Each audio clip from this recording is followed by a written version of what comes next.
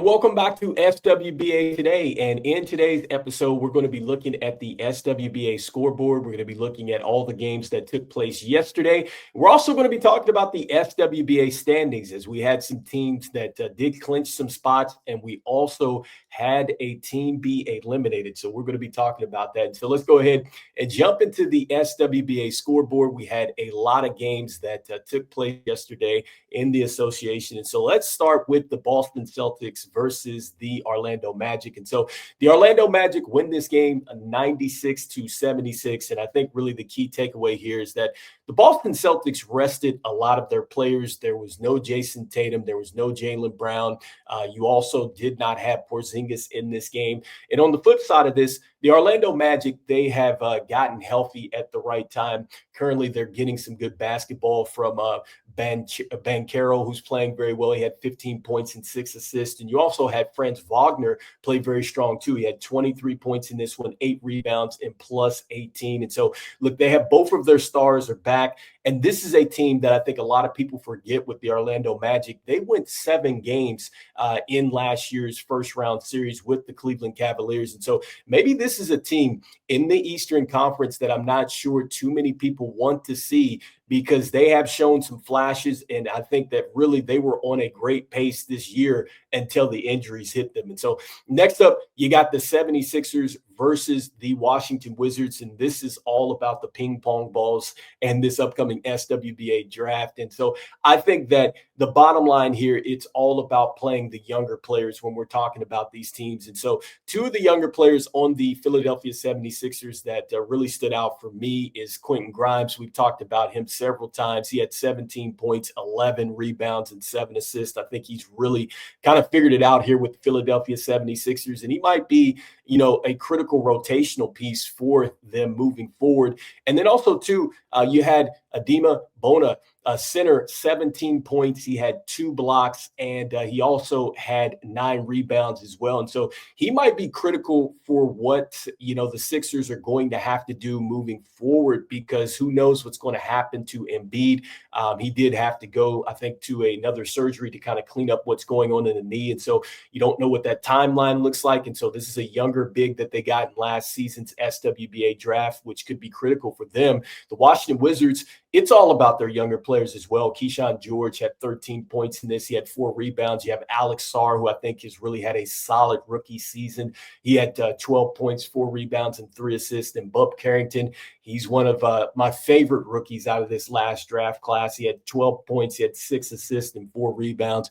I really think that this young man could be a triple-double threat out there each and every night once he kind of figures things out. And so next up, you got another pair of teams that really it's all about the lottery coming up here, and that's the Hornets versus the Raptors here. And so Toronto wins 126-96. And so, look, it is all about playing the younger players in this one. Nick Smith Jr. for the Hornets had 28 points and 10 assists. I've always liked his game coming out of Arkansas, so that was good to see. And then, for the Raptors here, look, they did not have Brandon Ingram. He's been out this season due to an ankle injury. And so it's all about this team really trying to put the pieces together, because they do have some good young pieces in Emmanuel Quickley, RJ Barrett, and Scotty Barnes. But I think it's all about getting these guys on the court at the same time. And so hopefully, with RJ Barrett, Emmanuel Quickley, and Scotty Barnes, who got a chance to play in this game, maybe they can really start to get on the same page and grow as a team. Certainly, I think that they're going to be trending towards getting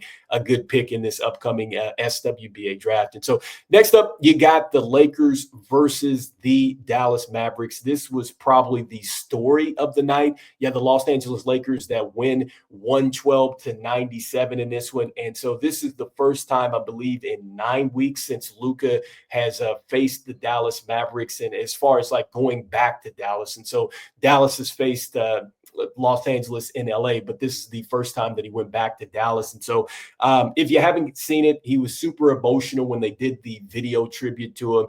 And look, man, it just speaks volumes to who Luka is and just what he really meant to the Dallas Mavericks. And look, he proceeded by wiping away the tears, man, and going out there and just really putting down a great game. He had 45 points in this one. He had 8 rebounds. He had 6 assists. He was plus 26. He was 16 of 28, 7 of 10 from deep, 6 of 9 from the free throw line. He had 31 points in the first half. And so, I mean, he was on a tear. And then with LeBron James, look, 27 points. He had 7 rebounds in this one. He had 3 assists. So LeBron James doing LeBron James kinds of stuff. And so, look, this was huge because LeBron James now second all time in games played. I believe he passed Kareem Abdul-Jabbar there. So congrats there. And with Luka, look, man, that was amazing to see this guy get focused after that, because again, you'd have to go back and see it for yourself. He was super emotional in that one. And then with the Mavericks, look, they secure, I believe, a play-in spot, which we're going to talk about that with the Phoenix Suns loss. But PJ Washington played very well. He had 14 points in this one, 3 assists. And then you had Najee Marshall, who had 23 points in this one and 8 assists, but not enough for the Mavericks. Just could not stop Luka. All right, so next up, the next game that took place here was the Chicago Bulls and the Miami Heat. And so the Chicago Bulls take care of the Miami Heat 119-111. And I think really the key storyline out of this is that you have Josh Giddey that has been playing extremely well. He had a triple-double in this one. This is his 7th one of the season for the Chicago Bulls. And man, he did it in a variety of ways. I mean, he was hitting 3-point shots. He was 3 of 6 from there, 11 of 19 from the field, 3 of 3 from the free throw line. And so he had 28 points, 16 rebounds, 11 assists, 2 steals, 3 blocks, plus 11. He was all over the place. And Kobe White, look, he's turned into maybe one of the better finishers here in the SWBA as far as fourth quarter scoring. Started off very slow, had 18 points, got to the line 8 times. He was 8 of 8 there. He also had 5 rebounds. And this was huge for the Chicago Bulls that now have a chance to perhaps move up the standings and get the 8th seed, I believe, here in the SWBA play-in situation. And so with the Miami Heat, they tried to chip away at this thing. Tyler Hero had a chance to maybe cut it down to a 1-possession game, and really it could have been a 1-possession game had he taken a layup versus a 3. He still took he had 30 points, and he was 13 of 26 from the field. So referring to a moment in time where he got a steal with, I think, 40 seconds to go, and he went for a 3-point shot on a fast break versus the layup. And just the sequence turned into the Chicago Bulls getting the rebound, and Monis Vazelis, the talented rookie in this last SWBA class, hits a big 3-pointer to really put the Miami Heat away. And so with that being said, let's move on to the next game here. And we got the Trailblazers versus the Jazz. And so you got the Utah Jazz taking care of the Portland Trailblazers 133-126. And so, look, I am super impressed with Utah's rookies, and especially Cal Filipowski, because when Cal Filipowski came out earlier, looking at him in the SWBA Summer League, I was wondering what he did in Duke, would it translate to the SWBA? And it has. I think that he's got a chance to really play. And I think he's been a solid pick for the Utah Jazz, and one that really could be making some noise for this team this upcoming season. I like his game. He had 30 points in this one. He had 18 rebounds. He had 5 assists and 3 steals, 2 blocks. He was +9. He played super big for the Utah Jazz. And so, again, a lot of what he did with the Duke Blue Devils, it's translating now to the SWBA level. Johnny Jew saying, I love the fact that he continues to play well out of UCLA. 14 points. He had 5 rebounds in this one. And so this Utah team, they got a lot of young pieces. I'm curious to see what's going to happen as the SWBA draft approaches. With the Portland Trailblazers, look, I like what they have really shown so far. There was no Denny Avia out there. He's been out the last couple games with a right thumb injury. And then with Shaedon Sharpe, look, he continues to take steps as a player. He had 37 points. He had 7 rebounds. He also had 5 assists in this game. And so, look, the Portland Trailblazers as well, they have some young pieces. These are teams that I think are certainly going to be coming up very soon. And so next up, you got the Golden State Warriors versus the San Antonio Spurs. This was probably the shocker of the night for me, because the San Antonio Spurs go on the road, get the win, And look, man, I just think that this was tough because the Golden State Warriors, with this loss, now fall into the play-in situation. And so that's tough.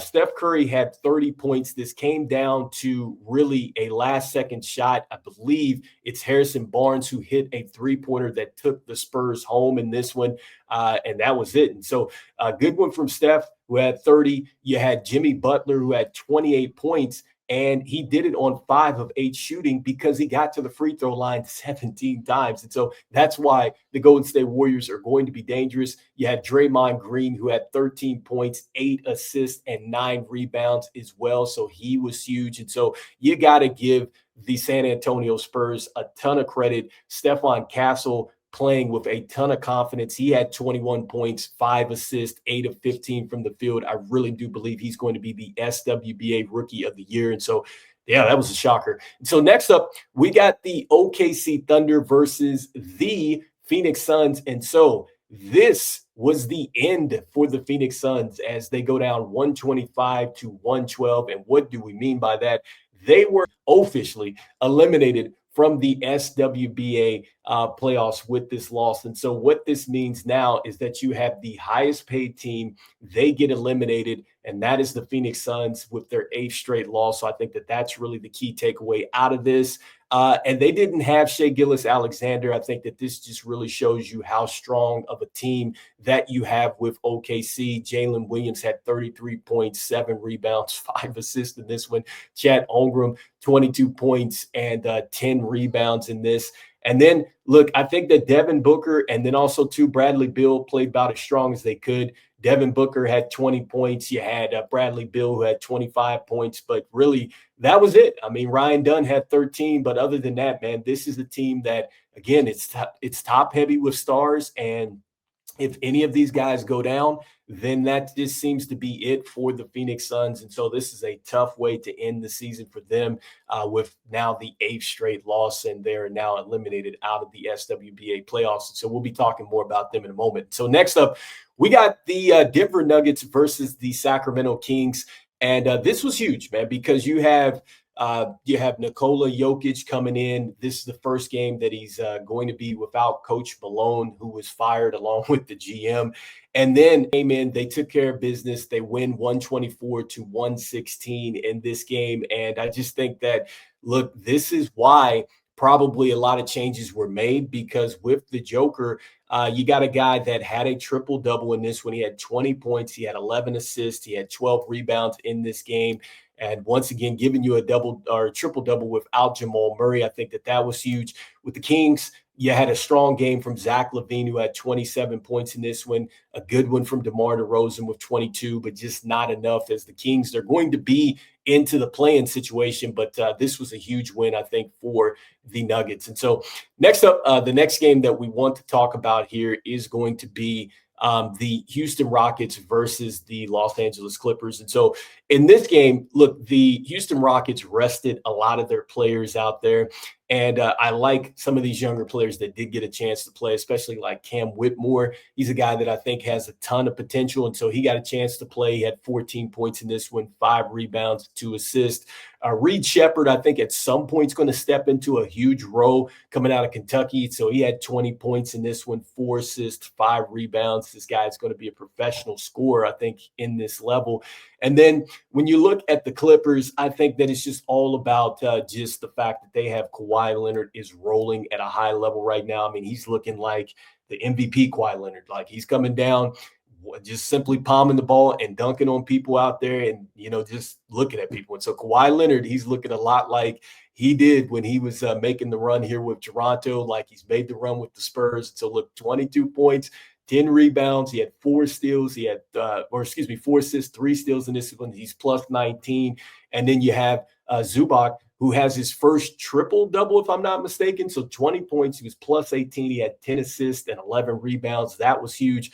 And look, James Harden, he's looking like the James Harden, like MVP James Harden. Okay, so he had 35 points in this one, 10 assists. He was plus 11. He was 10 of 10 from the free throw line, 10 of 18 from the field, and 5 of 11 from the 3-point line, if I didn't say that already. So look, James Harden, he's looking a lot like he did back in the day. He's having fun playing basketball, and whatever is happening between him and Kawhi Leonard, it is really clicking right now. And so they are getting some good contributions off the bench as well. And so a big time win for the Clippers here.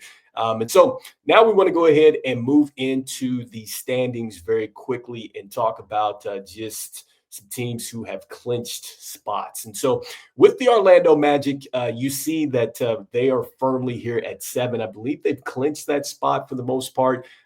Then you have the Atlanta Hawks and you have the Chicago Bulls. That situation could possibly change. We talked about this.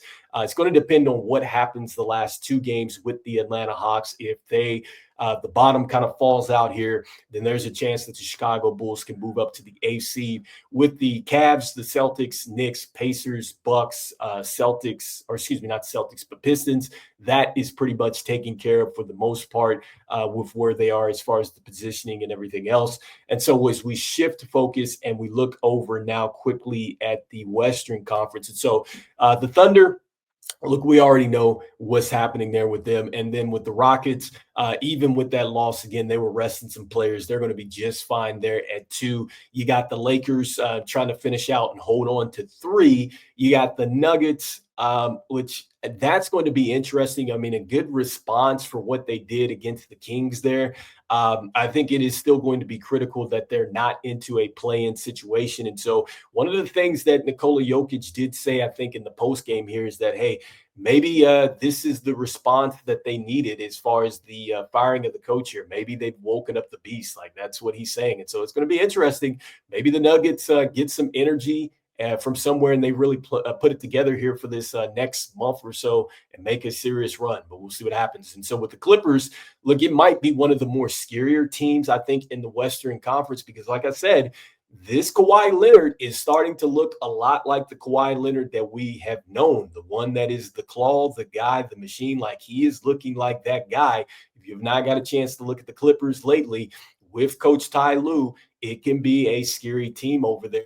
And then with the Grizzlies, it's all going to be about the health there. It's all going to be about what they can get from John Morant and just Jaren Jackson Jr. I do like the fact that they do have a big in Zach Edey. I just wonder, is John Morant going to be the guy that's going to lead them through multiple series? And so he just really hasn't answered that question just yet. Maybe this is the year. With the Golden State Warriors, look, there's still a chance for them to slide up in this one. That's a game, we're talking about the Spurs game, in which they should have won that game.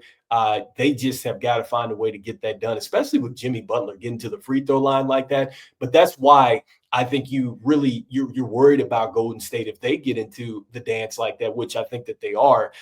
They're just a team now that they can still do the types of motions and things that they do on the offensive end, but they're also going to be a team that I think can grind it out now with Jimmy Butler out there. That half-court game, when the game does slow down, I think defensively and offensively, they're going to be in a good situation. And with the Timberwolves, look, they still have probably one of the best stars in the game with Anthony Edwards, and just the guys around him, the supporting cast, the fact that he settled for a lot of three-point shots kind of worries me there. The Kings, look, with DeMar DeRozan, who is one of the better scorers in the fourth quarter. I believe he's 4th right now in the SWBA as far as scoring in the fourth quarter. So these guys can be super clutch at times. But again, the supporting cast, it seems to be shaky there in Sacramento. And then with the Mavs, look, they have been injured. You've clearly made the trade that has probably shocked the entire SWBA. And so the fact that they're in this thing, that speaks, kind of volumes for this team. But still, going from 5th last season down to 10th, it is going to be really a tough run for the Mavericks. But anything can happen in the SWBA playoffs. And so we'll see. And so anyway, let me know in the comments here what you guys are thinking. Want to move the scoreboard logo kind of out of the way so you guys can see that. But let me know what the key takeaways are from the Western and the Eastern Conference standings here. And also, too, what are the key takeaways from last night's games? Because, again, I think that just shifting focus and looking back to that Phoenix Suns game, I just think that that's going to be an interesting situation now with Kevin Durant, because I think you got to ask yourself, if you're going out there for Kevin Durant, are you going to be willing to give him, the 120 million or whatever, or 180, whatever it looks like for 3 seasons to get him? What type of, draft capital and players are you going to give up to get that deal done? And does Kevin Durant want to be moved on from it? So it's going to be an interesting situation what happens with Phoenix, but I think it's probably more disappointing because this is the team that was just in the SWBA finals not too long ago against the Milwaukee Bucks, and they completely changed up the team. And then here's the results. And man, it's going to be tough, especially with the way that the SWBA salary cap is set up. And then you have these tax aprons and things like that. It's a different business when it comes to operating in the SWBA and trying to pair players together and stars and stuff like that. And so let me know what the key takeaways are. And as we always say, see the game, be the game. We'll see you on the next one. All right, peace.